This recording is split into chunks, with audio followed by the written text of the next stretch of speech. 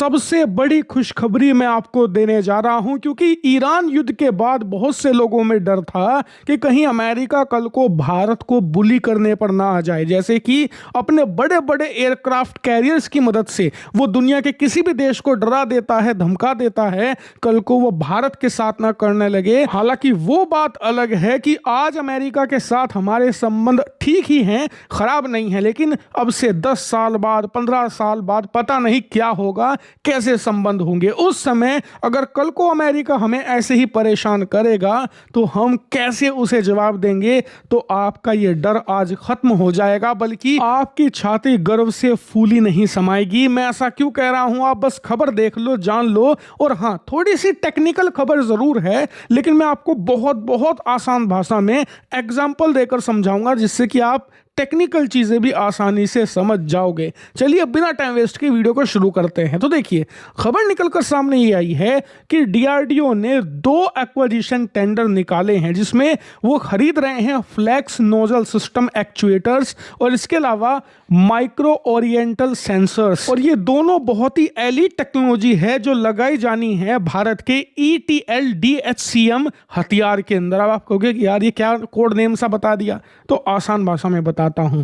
Extra trajectory long duration hypersonic cruise missile. आसान भाषा में बताऊं तो ऐसी क्रूज मिसाइल जो कि बहुत ज्यादा लंबी दूरी तक वार कर सके। और सिंपलीफाई कर देता हूं, ब्रह्मोस मिसाइल तो आप सब लोग जानते ही है ना।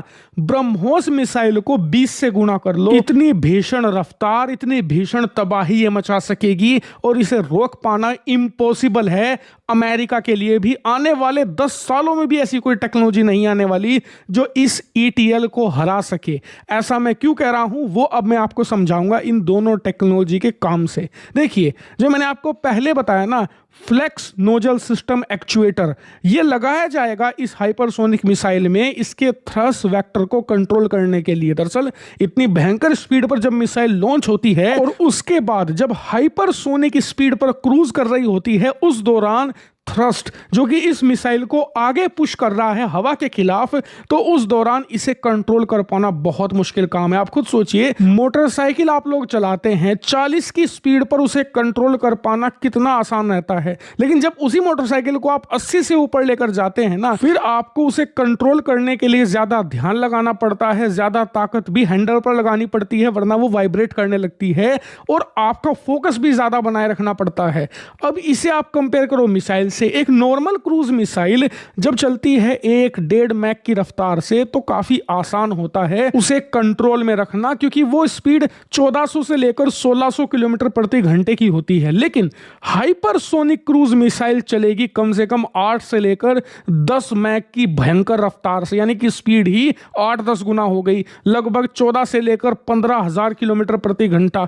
उस दौरान उस मिसाइल की स्पीड को तो बनाए रखना है आपको, साथ ही कंट्रोल में भी रखना है, वरना मिसाइल इधर उधर निकल जाएगी कहीं अपने रास्ते से भटक कर। और ये नोजल्स इसी को कंट्रोल में रखने का काम करते हैं। लेकिन अब आ जाते हैं दूसरी टेक्नोलॉजी जो मैंने आपको बताई थी, माइक्रो इनर्शियल सेंसर्स। दरअसल मिसाइल को आपने कंट्रोल में भी रख लिया, लॉन्च भी कर दिया, हाइपरसोनिक स्पीड भी पकड़ ली, लेकिन अब मिसाइल को बताएगा कौन कि कहां पर जाकर टारगेट को हिट करना है। या फिर रास्ते में आपका मूड हुआ कि नहीं यार, कराची नहीं, हमें तो लाहौर को हिट करना है, लेकिन लोकेशन भी चलो उतनी बड़ी समस्या नहीं है। समस्या ये है कि मिसाइल चलती है सैकड़ों हजारों किलोमीटर तक। उस दौरान सिर्फ फ्लैट रास्ता तो आपको मिलेगा नहीं, कहीं आपको जंगल भी मिलेंगे, कहीं घाटियां भी मिलेंगी, सामने पहाड़ भी मिलेंगे। अब इन्हें बाईपास करने के लिए बैलिस्टिक मिसाइल हो या ICBM हो, वो क्या करती हैं, सिंपल फॉर्मूला है, हवा में बहुत ऊंची उड़ान भरती है जिससे कि इनसे टकराने का कोई मसला ही नहीं रहता। लेकिन क्रूज मिसाइल अलग तरीके से काम करती है। अगर पहाड़ आएगा तो वो उसके ऊपर से नहीं उड़ेगी, वो घाटियों के बीच से रास्ता बनाते हुए आगे बढ़ती है, जमीन से बिल्कुल चिपक कर, ताकि रडार और डिफेंस सिस्टम को पता ना लग सके। इसीलिए माइक्रो इनर्शियल करता क्या है कि ना सिर्फ मिसाइल को लगातार बताता है कि टारगेट कहां हिट करना है, बल्कि मिसाइल के लिए रास्ता तैयार करने का भी काम करता है कि फलाने जगह इतने पहाड़ हैं, उनके बीच में ये घाटी है, अगर यहां से निकलेंगे तो हम दुश्मन के ना तो डिफेंस में आएंगे और ना ही मिसाइल किसी पहाड़ से टकराएगी।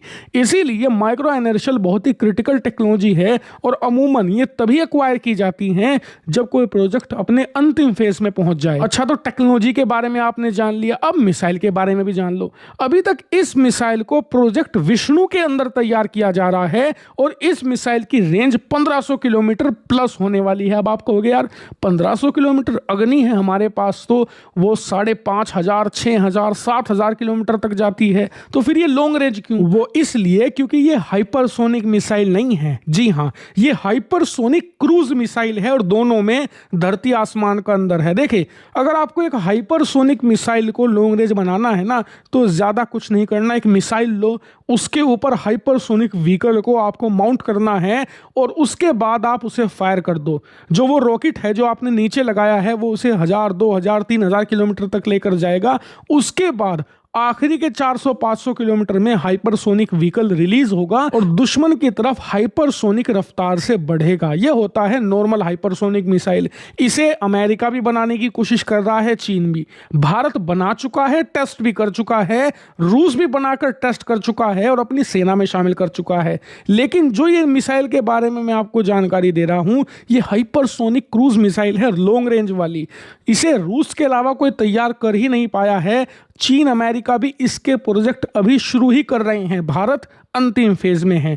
अब इस मिसाइल के साथ क्या होता है कि अगर आपको लॉन्ग रेंज बनानी है ना, तो शुरुआत से ही यह हाइपरसोनिक रफ्तार से चलेगी। मतलब आपने फायर करी तो अभी से यह हाइपरसोनिक रफ्तार पकड़ेगी और दुश्मन को हिट करने तक ये हाइपरसोनिक रफ्तार पर बनी रहेगी। आप इसमें बूस्टर वगैरह कुछ ऐड नहीं करोगे, कोई रॉकेट ऐड नहीं होगा।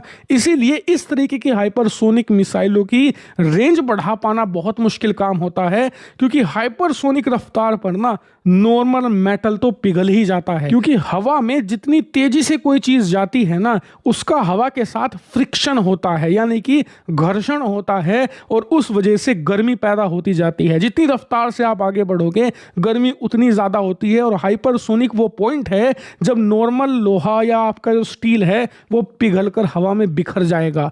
आपको स्पेशल मेटल चाहिए होते हैं जो बहुत ही लंबे समय तक इस हीट को बर्दाश्त कर पाएं।